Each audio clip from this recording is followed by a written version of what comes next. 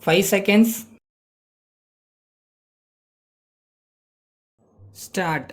Mr. Speaker, sir, I did not think that so many subjects would be covered by honorable members during this debate. I thought the entire debate would be about the city transport, but as a matter of fact, honorable members spoke of what was happening in the districts also. Whenever the question of city transport comes up before the house, people get excited because they see every day a large number of people waiting to board the bus.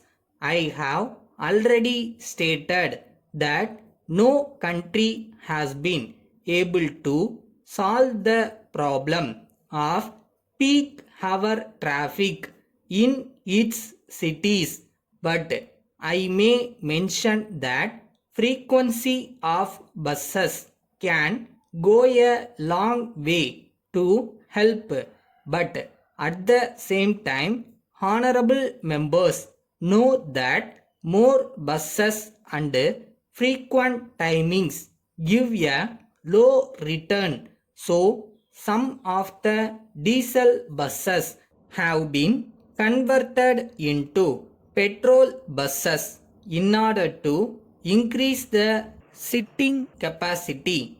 I am sure that when we increase the sitting capacity in the buses, the congestion will be relieved. We also realize that there is need for additional buses for the peak hour traffic. We shall certainly see what can be done in the matter, but we have to look into the profit and loss account of the entire transport. So we shall consider the whole question and see whether Chennai city requires additional buses. Then there is the question of road rail competition coming up in the districts. The railways do not like a large number of vehicles plying on the road. This matter has come up before the Transport Advisory Council, which is meeting in Delhi next month. The government of India want that the lorries should not compete with the railways as they are now state owned. This is a matter which we are examining, and when we take a decision, we shall see how we can stop this road rail competition. It is true that the motor vehicles taxation is high in our state. Some other states are also trying to increase this taxation. Recently, a committee has given its recommendation in the matter. We shall examine it and see what can be done.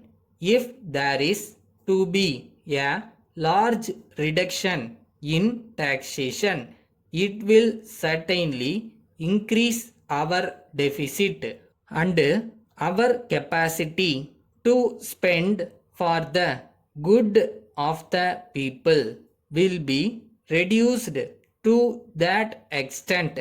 But I shall certainly see if any relief can be given.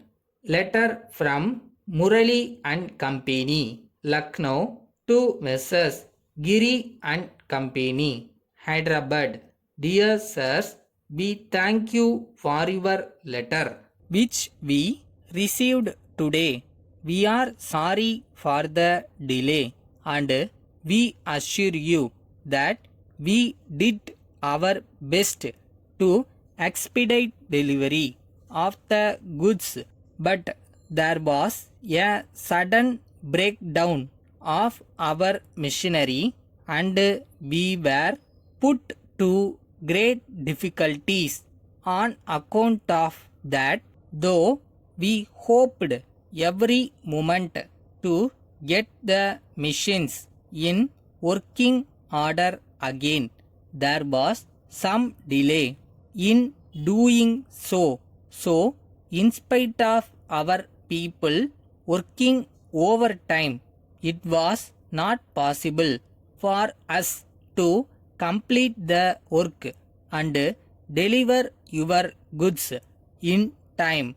We thank you for giving us extension of time till 1st October. We assure you that we will adhere to this time limit. We hope that you will accept our apologies for the delay and continue to have the same friendly relationship with our firm as in the past. Yours faithfully.